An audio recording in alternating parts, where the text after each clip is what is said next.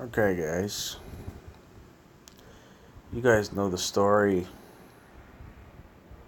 of Adam and Eve. What if I were to tell you that in the book Genesis, when it talks about how the serpent tempted Adam and Eve to eat of the tree of the knowledge of good and evil, then come to find out that serpent people either exist still or existed before the flood. Because, come on, really, something like this impregnating a human being? That's not bloody likely. Something came to my mind the other day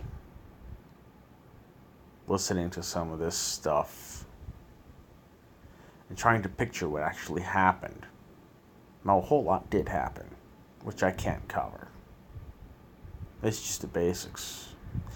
And I see I don't carry music in my videos due to copyright and YouTube being really crazy. But I want to show you something. Yeah, I'm going there. What you see right now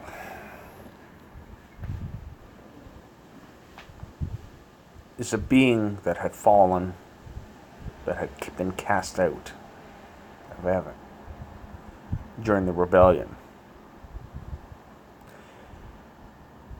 Now, they lost their first estate. They left their first estate. So that means that they would lose some of what they had, i.e., their beauty. Now, you take a look at this thing, and you think to yourself, how could Eve have had relations with this thing? Or how could have any female at that time? I mean, seriously. Would any female lay with this thing? No.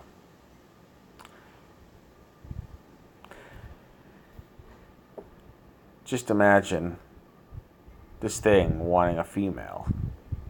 Female ain't gonna want this. So what's this thing do? Does this.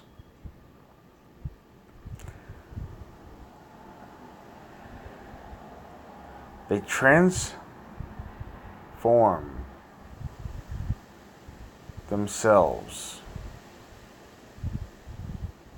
into different types of beings. Beings that wouldn't look disgusting to the eye, or eyes, I should say, of Eve, or any type of female being at that point. We weren't created stupid,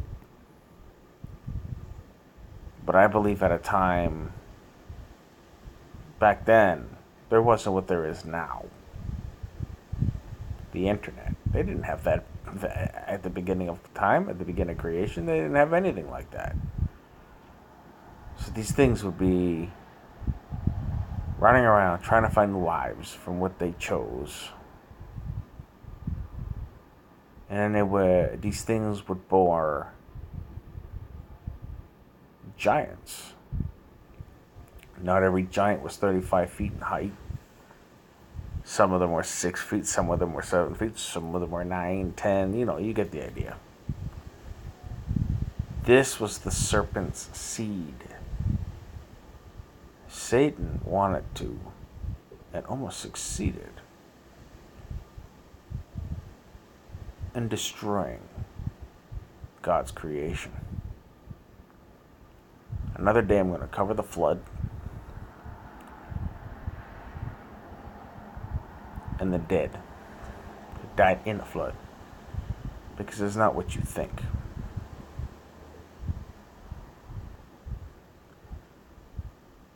God judged this planet based on what they were doing.